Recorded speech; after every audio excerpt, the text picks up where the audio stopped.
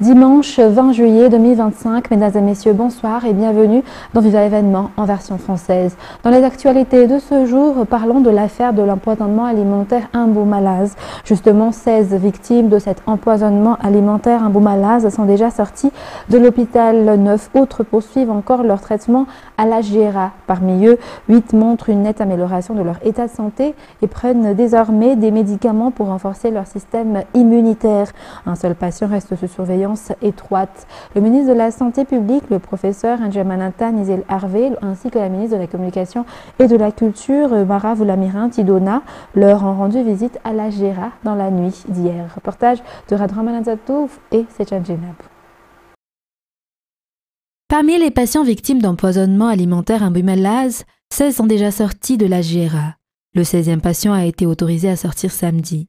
9 patients y sont encore en traitement. L'un d'entre eux est toujours sous surveillance étroite, tandis que les 8 autres vont mieux. Ils n'ont plus besoin d'oxygène et les dispositifs médicaux qui les ont aidés à respirer ont été enlevés. Ils suivent actuellement un traitement à base de fortifiants. Le ministre de la Santé publique a déclaré que ces patients ont été pris en charge selon les normes médicales en vigueur pour les cas d'empoisonnement depuis leur arrivée à la GRA. Le ministre a tenu à confirmer que les cas survenus à Imbo-Malaz relèvent bien d'un empoisonnement et non du botulisme comme certaines rumeurs ont voulu le faire croire. Les symptômes observés lors de l'admission des patients correspondent tous à ceux d'un empoisonnement. Aucun patient n'a présenté les signes cliniques du botulisme. Il a également indiqué que les résultats des analyses ont été transmis à la justice et ne seront pas communiqués publiquement. Une procédure judiciaire est déjà en cours concernant les faits survenus à Imbo-Malaz. Le ministre a affirmé que le gouvernement reste aux côtés des patients et de leurs familles. Le ministre de la Santé publique ainsi que d'autres membres du gouvernement se rendent régulièrement à l'hôpital pour leur témoigner leur soutien. Il a également exprimé sa compassion envers les familles endeuillées. Dans la nuit d'hier, le ministre de la Santé publique et la ministre de la Communication et de la Culture ont rendu visite aux patients encore hospitalisés à la GRA. Et la ministre de la Communication et de la Culture et porte-parole du gouvernement, Mara Woulamiran Tidona, qui s'est rendue au chevet des malades à la GRA hier soir, a affirmé qu'aucune information concernant l'incident Imbo-Malaz n'a été dissimulée. L'affaire est déjà entre les mains de la justice. Elle appelle toutefois la population à ne pas porter foi aux rumeurs, mais à s'informer uniquement auprès des sources officielles. La ministre de la Communication et de la Culture a également souligné que l'affaire d'Imbo-Malaz ne devrait pas être amplifiée ni politisée, car il s'agit d'une question de vie humaine.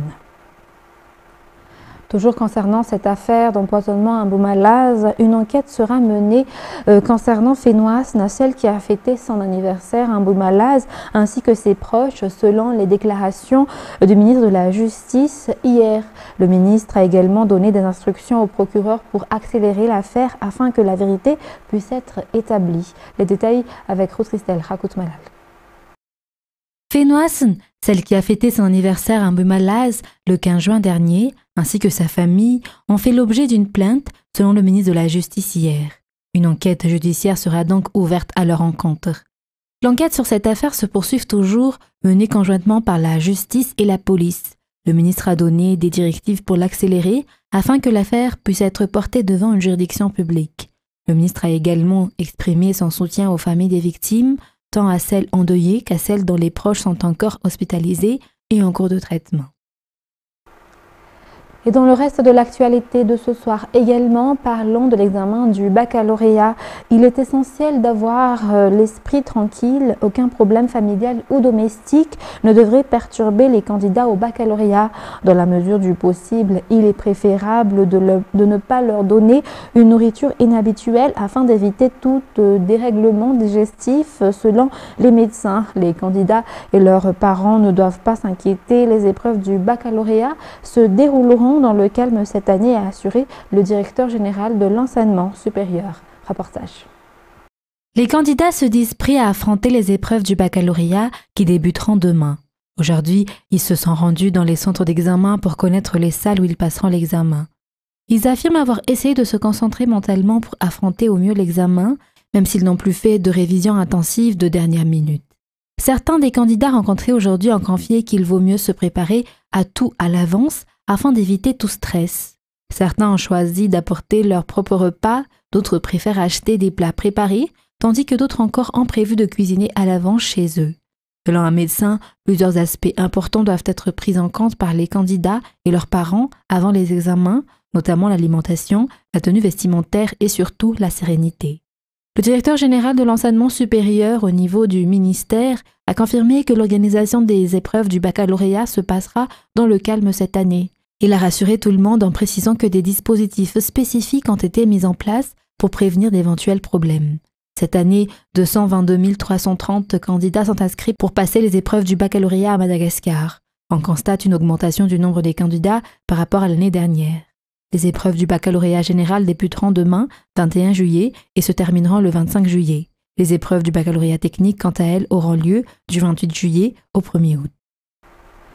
La connaissance, la dignité et la sagesse sont les principales valeurs que doivent faire montre les candidats, a déclaré aujourd'hui la ministre de l'Enseignement supérieur et de la Recherche scientifique, la professeure Chamina Loula, en adressant ses vœux de réussite à tous les élèves qui passeront l'examen officiel du baccalauréat à partir de demain, 21 juillet. Le diplôme n'est qu'un atout supplémentaire, c'est plutôt une attitude saine et digne qui assure un avenir brillant afin que les 13 années d'études avant le baccalauréat ne soient pas peine perdue, souligne la ministre.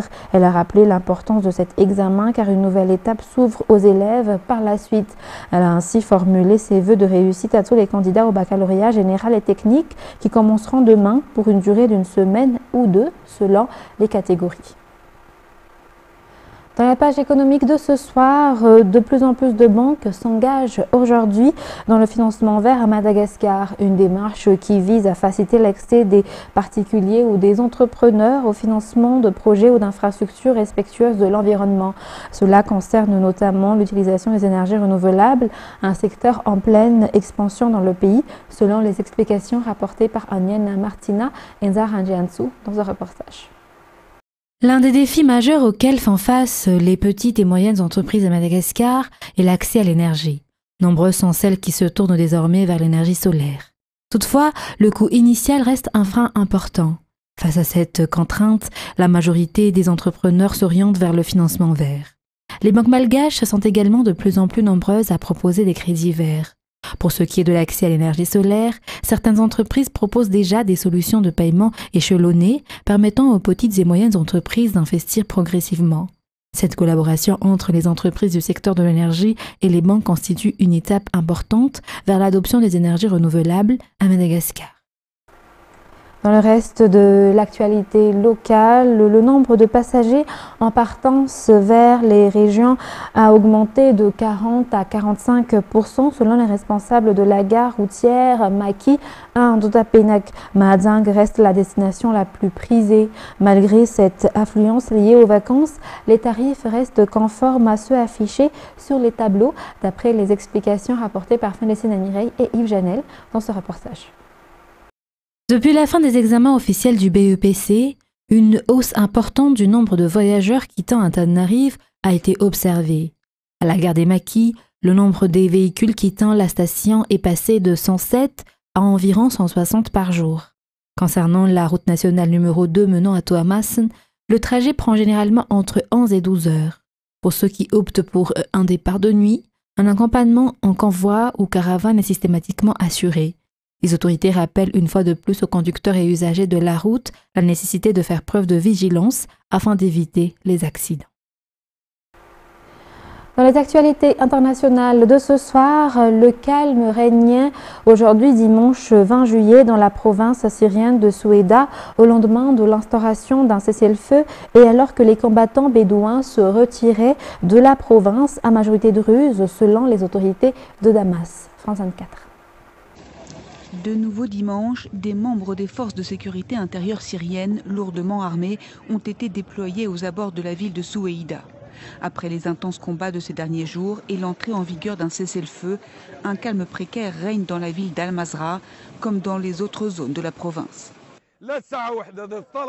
Si l'accord est respecté, que tout est réglé, que les Druzes rendent leurs armes, alors qu'il en soit ainsi. S'ils ne respectent pas ça, alors ce sera nous contre eux.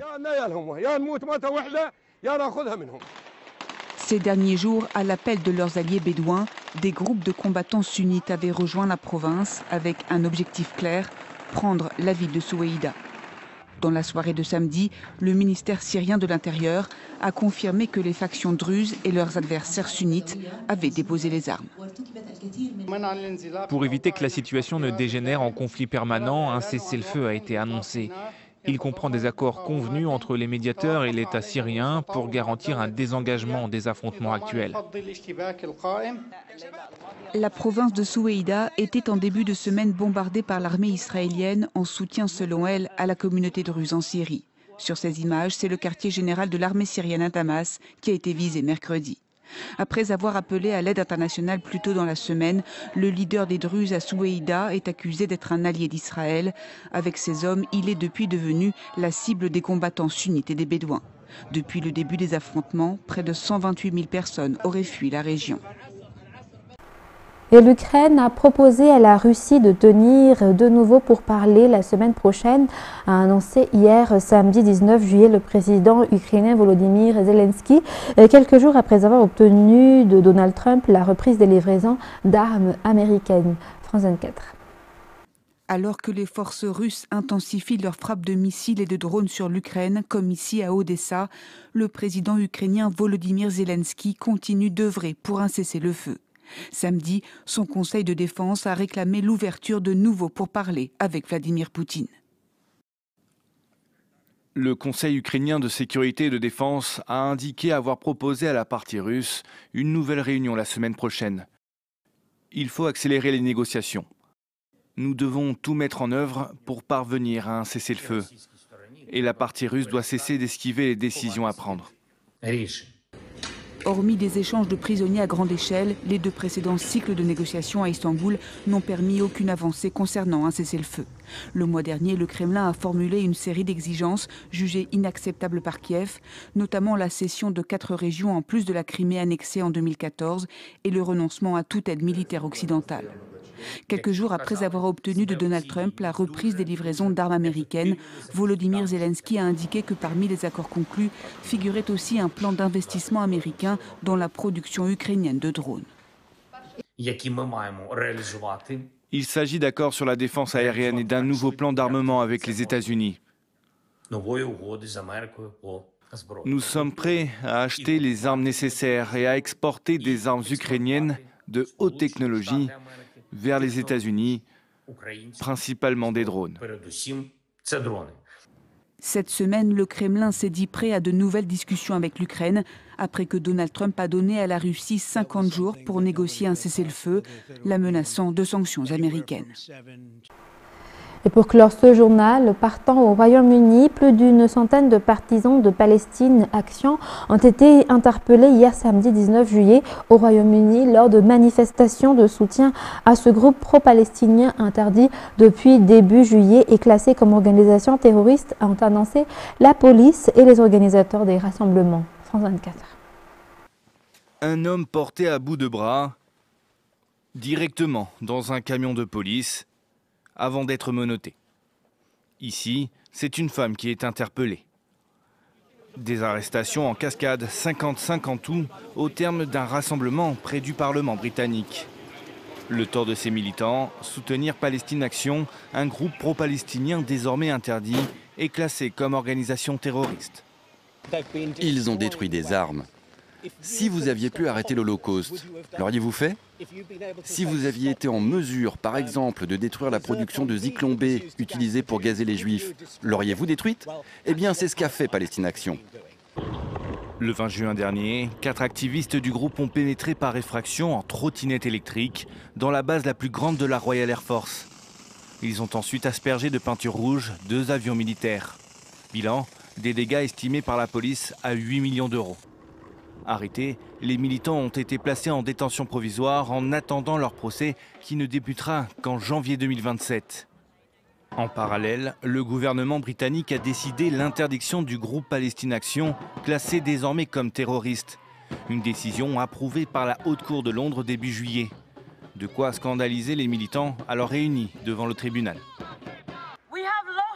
Nous avons perdu aujourd'hui, mais tout n'est pas perdu pour autant. Nous avons encore une chance de nous battre. Conséquence de cette décision, Palestine Action est mis sur le même plan légal que des groupes terroristes comme l'État islamique ou Al-Qaïda. Il est donc désormais interdit d'appartenir au groupe ou même d'afficher publiquement son soutien sous peine de poursuite pénale allant jusqu'à 14 ans de prison. Mesdames et messieurs, c'est la fin de ce journal. Nous vous remercions de votre fidélité. Restez avec nous dans la suite de programme de ce soir. Sur ce, très bonne continuation. Au revoir.